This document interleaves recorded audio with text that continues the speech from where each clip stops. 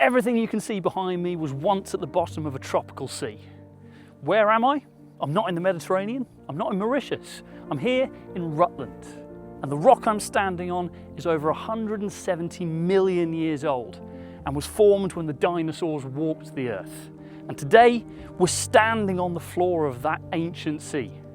Which begs the question, why is there a tropical sea in the middle of England? This looks like one of the largest construction sites in Britain. Towering rock faces, heavy machinery, dust hanging in the air. And every day thousands of tons of limestone are extracted from this enormous quarry. It feels completely shaped by human activity. But every rock you see here has a story that began long before humans existed. The limestone exposed inside Ketton Quarry was formed around 170 million years ago beneath a warm tropical sea. Not in Australia, not in the Caribbean, here in the East Midlands. What you're looking at isn't simply a quarry. It's a window into a vanished world, and every layer in these quarry walls records another chapter in Earth's history. And that's what makes this place so remarkable. Most construction sites hide history. Ketton Quarry reveals it. If I asked you, where would you expect to find the remains of a warm tropical ocean? I doubt many people would answer Rutland. And yet everything behind me was formed at the bottom of a warm, shallow ocean in the Jurassic Period, the same period that many people associate with the dinosaurs. So how did a tropical ocean transform into one of Britain's most important limestone quarries? To answer that, we're going to have to travel back to that era. Imagine standing exactly where I am right now. Forget the quarry, forget the roads, forget the buildings. Everything disappears. The air becomes thick, heavy and humid. Crystal clear seawater stretches out as far as the eye can see, and beneath the surface, fish weave their way through the corals and the sponges. Shellfish carpet the ocean floor, and marine reptiles patrol the shallows. This isn't recognisable as England anymore. You're in a tropical sea, and yet we're still in Rutland. The sea here wasn't especially deep. Sunlight reached the seabed and life flourished. And when those organisms died, the remains settled below, year after year, for millions of years. Every centimetre of limestone represents an amount of time impossible for us to comprehend. And every metre, countless generations of marine life were deposited at the bottom of the sea, compacted and over time turned into the limestone that we see today. The cliffs around Ketton Quarry are quite literally the floor of an ancient ocean. In places, fossils still preserve evidence of that world, but the limestone tells us something else as well. For tropical seas to exist here, Britain must have once been much closer to the equator than it is today. And over vast spans of time, plate tectonics slowly carried this landscape northwards. This quarry isn't just evidence of an ancient sea, it's evidence of a moving planet. Most people would walk straight past a rock like this and not give it a second chance. It looks unassuming. But these rocks matter.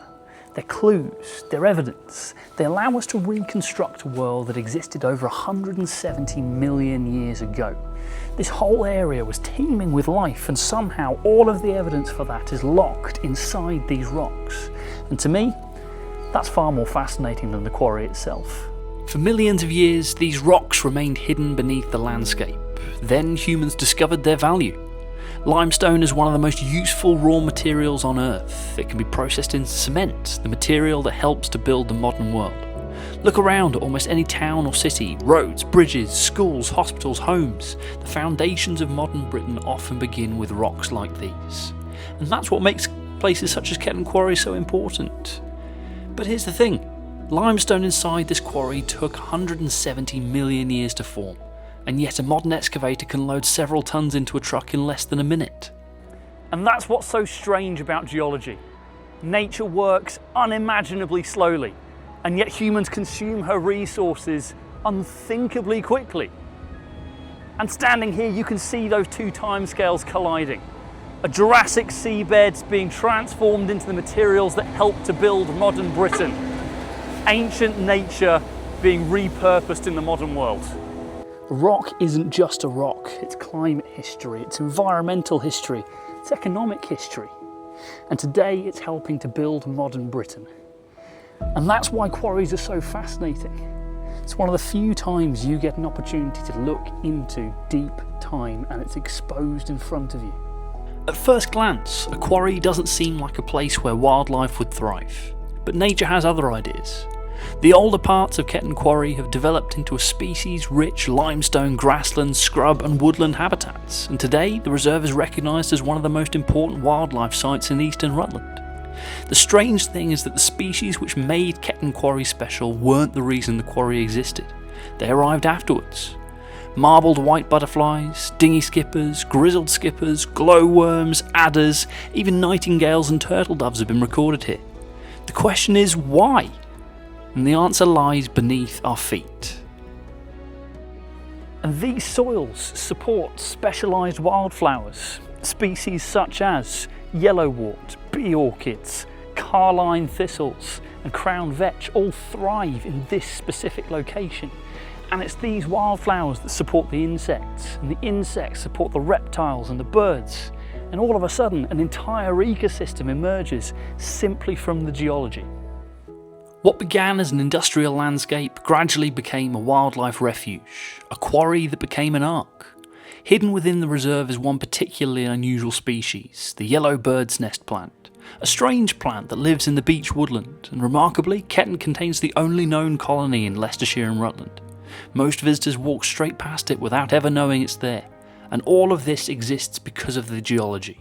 The limestone created the habitat, and the habitat created the ecosystem. One of the things I love the most about geography is that places are rarely just one thing. Next to me is a quarry, but it's also an ancient tropical seabed. It's a geological site, and it's also a nature reserve. And all of these things don't exist despite the quarry. They exist because of the unique conditions that are created from the underlying rock. Change created opportunity. And one of the biggest lessons that geography teaches us is that landscapes never stop changing. We often think of rocks as permanent, but nothing is truly static.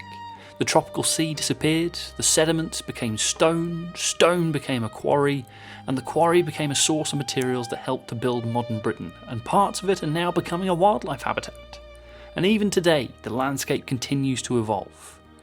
Human lives are measured in decades. Geology is measured in millions of years. And being here, surrounded by Jurassic limestone, it's impossible not to feel a sense of perspective. When we arrived, I asked a simple question. Why is there a tropical seabed in the middle of England? And I think the answer ended up being far bigger than I expected. It's a story about continents moving across oceans. It's a story about ancient oceans and dinosaurs and industry and conservation. But most importantly, it's a story about time. Because the rock beneath me started forming over 170 million years ago. And today, it's forming the towns and cities that we hold most dear. And it's also helping to sustain some of Britain's most remarkable wildlife. Most places tell one story. Ketton Quarry tells several. And perhaps that's the real lesson. The ground beneath our feet isn't just where history happened, it's where it's still happening.